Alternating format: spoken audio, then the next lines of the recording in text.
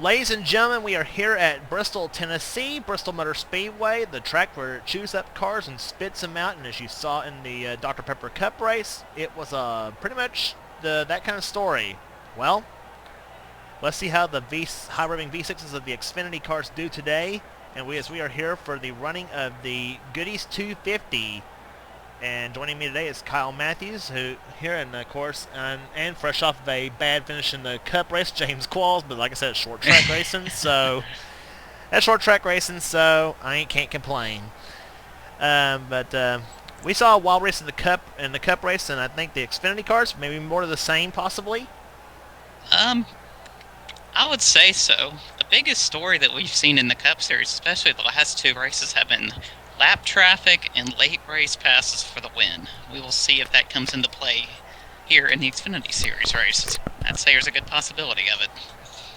And we had two last lap, and the last two Cup races have been last lap passes at Atlanta and at Bristol.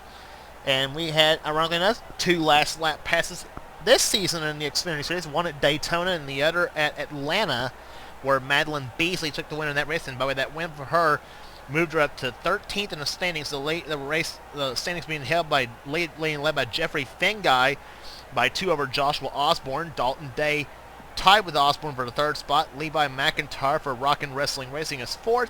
And Grayson Acevedo is currently 5th with Kev Shearer, Jessica Shelton, Cody Lamas, Linda Acevedo, and John Arndt, who, by the way, is our pole sitter for today's event, in the 10th position.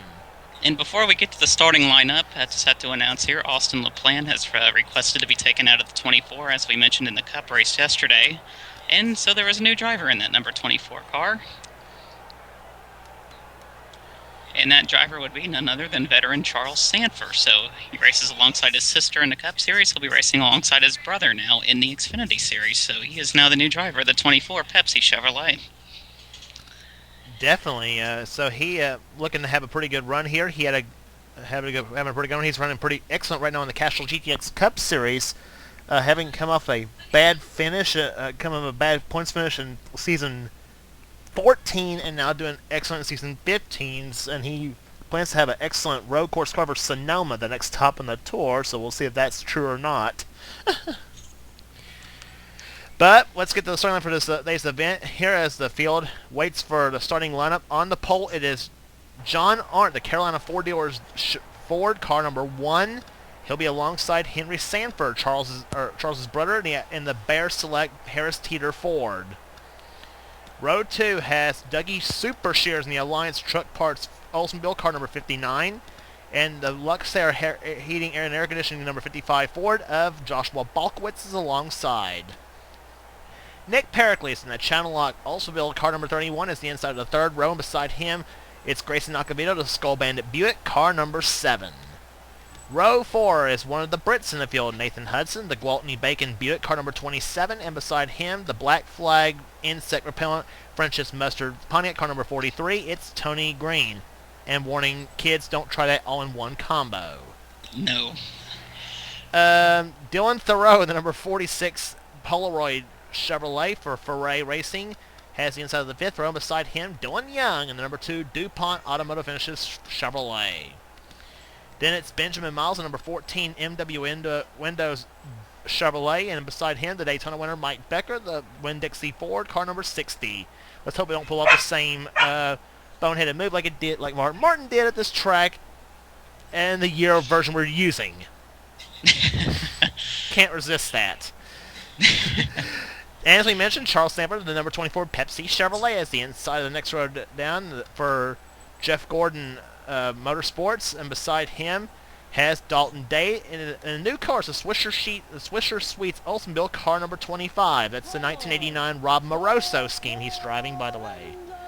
And the yellow flag went, listen to me. The command has been given to fire the engines here. I've had too much Mountain Dew. Sorry. I guess it's easy to... I guess it's a good thing to have too much of the drink. Oh, yeah. Madeline Beasley, the winner at Atlanta, has the inside of the next row down, the 08 Buick, and beside her, for Rockin' Wrestling Racing, it's Levi McIntyre, Deluxe Air for Chevrolet, car number 99. And then it's Then it's the 21 car of Zach Flickinger and a Chairwine Chevrolet Ford car number 21, and Zach Rogers, and number 3, GM Goodwrench Chevrolet. Not sure if it's going to be in that ride next season for the Castro GX Cup Series. I'm thinking about debating on between him or Michael Norman for that ride, so who's to say? Green flag about to wait for 50 laps of madness, and here we go at Bristol.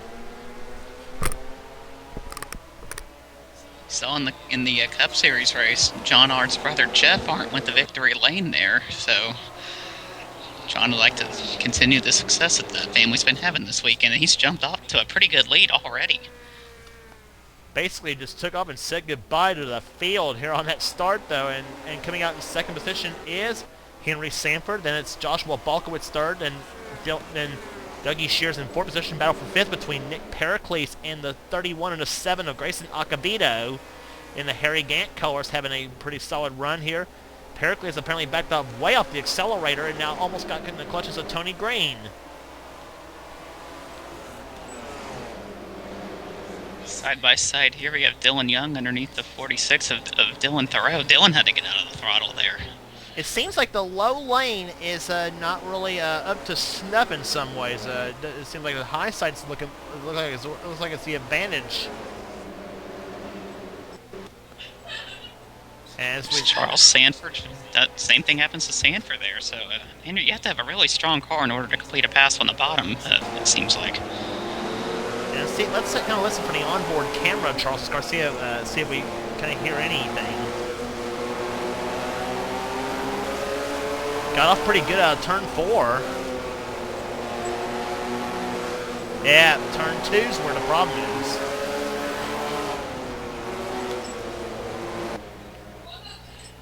There's Sanford running in the 14th position right now. Right ahead of his buddy Levi McIntyre in the 99 car, Rockin' Wrestling Racing. Runs the man who runs the Walmart Cup Series. Right behind him, the winner at Atlanta, Madeline Beasley in the 08. Yep. Her and her sibling Peyton Beasley both running in this series there. There's Zach Rogers in the 3 car. Behind him is Stephanie Gardner, car number 4, the Kodak Film Chevrolet, running in 18th position. Zach Flickinger, Joshua Osborne, and JT Bryant battling out for position. The field has gotten single file here for the most part. Don't really see any battling for positions right now.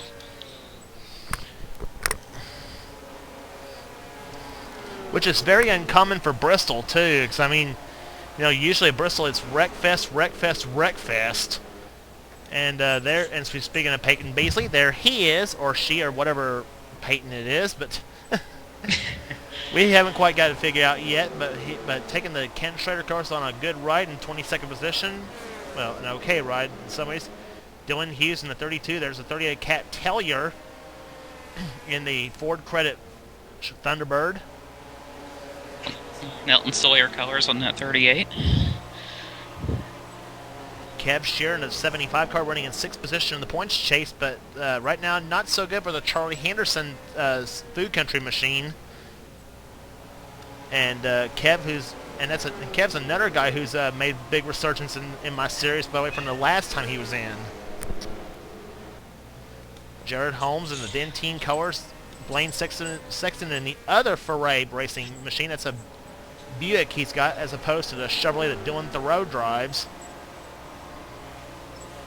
Keith Batson matching his car number in 28th. 8th, Robbie Bogues, Jonathan Zorlin, Kayla Smith in the Roses Buick. And there's another car that's got some Bristol history to it, but not in a good way.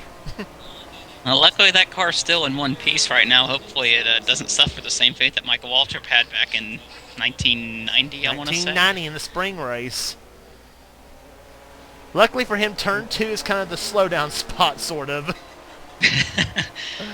But he's taking a sponsorship from Kool-Aid. Pennzoil sponsor moves somewhere else in that car, but... Look at the rest of the field here. See a couple of big names back here in the back. See Jessica Shelton back there in the 11, Seth Cole in the 52. And point leader Jeffrey Finguy in the Stanley car running back in the back. A lot of drivers, 3 drivers you would expect to see running up front right now, but not having the best of runs so far here. As we ride along with Jessica Shelton right now, running behind Jeffrey Finguy in the Stanley Tools car. Seems like this version's a keeper, I guess you might say, for future seasons at Bristol. It's a lot more calm than what the Cup race was yesterday, that's for sure. Yeah, if I recall the Cup race, we didn't go to about lap 6 or 7 for the first yellow flag to fly. Yeah, we only had like 2 cautions in the Cup race, if I remember correctly, but both of them were multi-car accidents, so I think everybody just wanting to mind their P's and Q's today. Marty Johnson running in running in the 37th position. 38th is Leia Walker. Johnny Gardner in 39th. Wow. Luke Walker in 40th, and running back in the back is Linda Acavito, who's now being caught by the leaders there. That is John Arndt, and look at Henry Sanford and Joshua Balkowitz closing up. Remember that big lead that John Arndt jumped out to at the very start of this race? That is gone now, and one mistake by the one car could cost him the lead here as Henry Sanford is all over the back bumper as we go on board. One of our 3 in-car campers we had today. And you kind of get a taste of what Bristol is like. It is fast, furious, short, and take a deep breath if you dare. Sanford all over the back bumper, just trying to look into the inside. Could we see? Can't get anything done yet. The bump and run, possibly? Well, quite possibly. I mean, especially here at Bristol, and well, we're almost halfway through this race already. We're flying here. Front bumper cam from Sanford's car, and if you can read the emblems in the back, you know you're getting close. Oh yeah.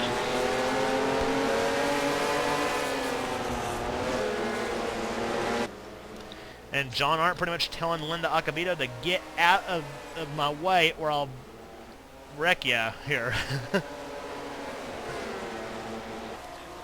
Lap traffic becoming a factor once again. We've seen that time and time of, well, especially for the last 2 races in the Cup Series.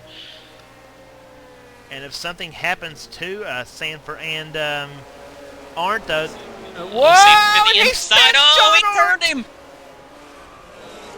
Oh, that's one way to get the lead, I guess. And Charles has hit him. Oh, the irony there. And that should be a caution. John Arndt, who led every lap at this point, gets spun out of the lead at Bristol. Which should... Yes, that does bring up a caution. Wow. Crazy turn of events. That's a tough break for Charles Sanford. Very first race in this series, and he gets caught up in a crash that was caused by his brother, ironically enough. And by 2 Jeff Gordon cars as well. That's the other irony to the whole thing. Oh, boy. Well, we had mentioned lap traffic is a factor and can be dangerous, and guess what? Looks like the one car gave a little bit of an opening on the bottom there, and that, I don't know, Henry. I don't know if the 23 got tight and pushed up into the 1 or what, but they get on exit of the corner here, and 23 does not lay off the 1. As we said, short track racing, and oh my gosh, John Arndt slammed pancakes to the driver's side of that 1 car. Looked like for a minute he was going to get away unscathed. Well, Dougie Shear's a good driving, so does Grayson Acabito and several others. Oh. But Charles Sanford's going to come in right about now, maybe. Yeah. Oh. I thought I saw somebody else get caught up in something. Maybe the 30 car, if I'm not mistaken. Could just be seeing things, but... Well, there's the 30 car. Let's see if he gets caught up in anything.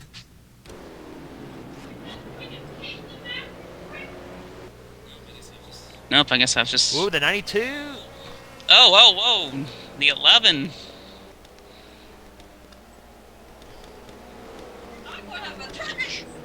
Let's look at what happened there. It's like Finguy and Shelton. Finguy about got tapped by Cody Lummis, and I don't know what that was all about, racing back to the line, but she lost a spot to Cody Lummis and almost to Seth Cole. That was a nice save by Jessica Shelton to hang on to that race car.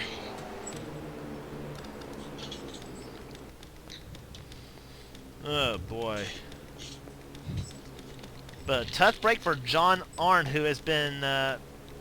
if there's any guy who deserves more good luck than he has been getting in every series he's been in, it is definitely John Arndt, because it seems like he has a good run, then kind of something bad always seems to happen to him. That luck has unfortunately carried over into this race. He was dominant up to that point. We led. He'll get credit for leading the most laps today, as we were past the halfway point. But Henry Sanford is the leader of the race there. We'll see if the pace car's lights are off this time by. Should be off this time by, I think, and it is. Second place is Joshua Balkowitz, who's been quietly... I'm sure he was hoping Henry would have gotten caught up in that crash too, or else he'd have been the leader of the race. But he might still take it. We'll see. Dougie Shears running in third position. Fourth is Grayson Acabito. Have a good point stay for him. Then it's Nick Pericles, Tony Green in sixth. Nathan Hudson running in seventh position. Eighth is Dylan Thoreau. Dylan Young in ninth. And in 10th position is Benjamin Miles with Mike Becker, Dalton Day, Levi McIntyre, Madeline Beasley, and Zach Rogers running out the top 15.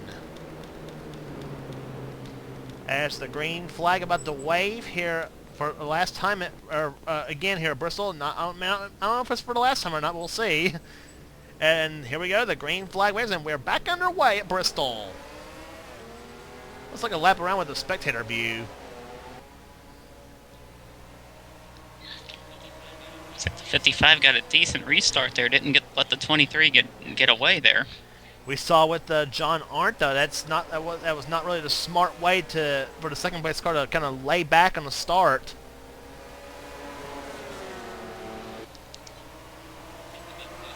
I think the big question is, will they catch the rear of the field before this race is over with? They are still 15 laps to go, so we'll see what happens here. Mike Becker up the track now. This Dalton Day goes by. Now he's in the clutches of Levi McIntyre. We see it right there. We got a good run on the exit there. We keep Dalton Day behind him. Dalton Day had many races. 3 wide. Yeah. Let's take it back to that battle right there. Stephanie Gardner and the 21 of Zach Flickinger. And boy, look at Dylan Hughes and the 32 go inside. It's Joshua Osborne, JT Bryant, and Peyton Beasley up in the high side. They have got the preferred groove, and it proved to be true there out of turn number 4. Stay with this battle here, see what happens there. Kev Shear now next to try to get by Hughes.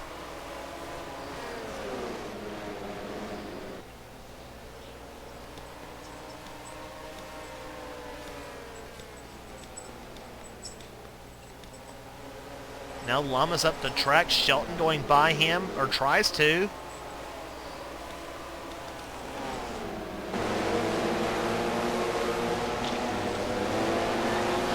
On board with the 11 car once again. Less than 10 laps remaining now. Had to back up the throttles a little bit as we go back to the front. Race for the...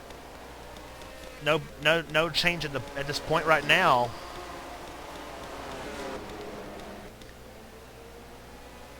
Henry Sanford out in front and see if he can hold off the challenge of Joshua Balkowitz. And the lead appears to be staying as it was.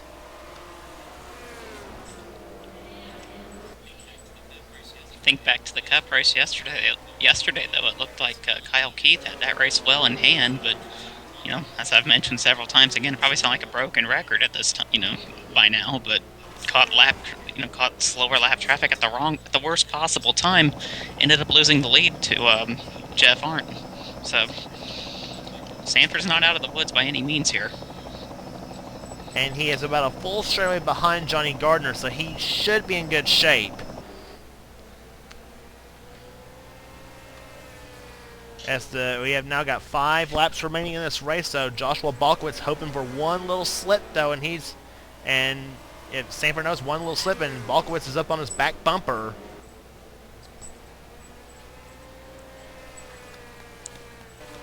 Battle for third going on there.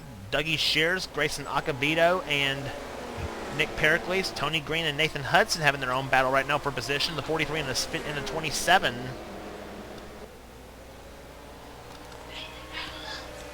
And Balkowitz right now probably just hoping to hold on for a good points-paying day, though, because Henry Sanford right now, he knows he's got 2 laps to go. Laps go by awfully quickly here at About Bristol. 15 seconds a lap here on this .533 mile racetrack. We do expect to see a pretty good race, though, when we hit Texas Motor Speedway for the next stop on the tour, as the white flag waves. 1 lap remaining for Henry Sanford, who is on his way to his first win of the season, and number 23 Bear Aspirin Ford.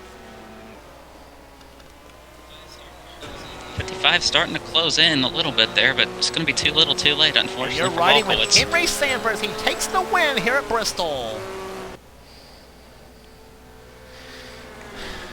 And a great win for Henry Sanford as he takes home the title here today in the Goodys 250.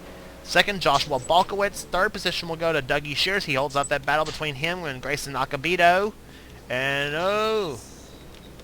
is a little bit of an issue coming to pit road here. Dylan Benjamin Young Miles. and 14. Benjamin Miles in the 14. Close. Yeah, that was... Dylan said, "Let's get the heck in the pits here before we get run over." But the day belonging to Henry Sanford. Here rest of the top 10 here. Tony Green finishing in 6th position. 7th was Nathan Hudson. Then it's Dylan Thoreau in 8th position. A good one for him. Dylan Young does come on 9th with Benjamin Miles finishing in 10th position. Today, Bristol was a bit calmer than we both expected for it to be 103.1540 average speed in this race. Running 11th was Mike Becker. 12th was Dalton Day. A good start for the Swisher Sweets car. Levi McIntyre 13th. 14th was Madeline Beasley. A good run for her after coming off her win in Atlanta. Zach Rogers, Zach Flickinger, Stephanie Gardner, Joshua Osborne, JT Bryant, and Peyton Beasley coming home in 20th position. A good run for him today. Then One driver that really struggled here was our points leader coming into this race, Jeffrey Fingai. He had a 2-point lead over Joshua Osborne and Dalton Day, who came on tied for second. So Dalton Day may be your points leader coming out of Bristol, and he wasn't far ahead of Levi McIntyre for the 3rd spot.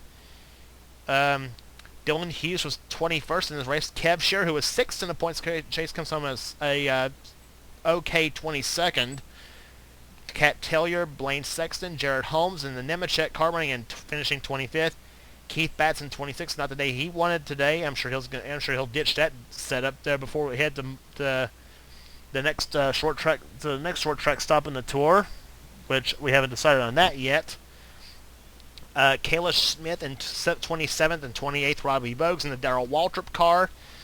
Then it was Jeffrey Fingai, the points leader, coming on 29th. Jonathan Zorlin in 30th position. William Brock, at least that car came home unscathed this time. Absolutely. History didn't repeat itself, but a bad thankfully. finish nonetheless for him in 31st position. I'm sure he wanted a better ride for that car, obviously. Cody Lummis, 32nd, 33rd. Jessica Shelton, I'm sure she won't be happy with that run. Sorry for her on that one. Seth Cole, 34th. 35th was Marty Johnson. Leah Walker, Linda Acabito, Luke Walker, Johnny Gardner, the last of the finishers. John Arndt, who has led the most laps. You got to feel for him, though. 40th after getting spun out by Henry Sanford in that race. And as you said, it seems history kind of repeated itself in some ways because a guy who looked like he had the race well in hand didn't today, just like in the Cup race. No, heartbreaker there for John Hart and Charles Sanford, who was having a pretty decent run before that wreck happened too in his debut race in this series. As we said, nature of short track racing. Sometimes sometimes you never know where everybody is at. You never know where danger lurks in every turn, and absolutely. And the short tracks that we'll hit in the Busch Grand Net in the Xfinity Series season, and obviously for the Cup season as well. I'm sure we'll see more. Of the same as well. But Texas Motor Speedway is the next stop on the tour, and congratulations again to Henry Sanford as he takes home the title here today at Bristol Motor Speedway. We'll head there again for the night race later on in the season. And for Kyle Matthews, I'm James Qualls, and it's been a production of the NRSL. And we'll see you next time.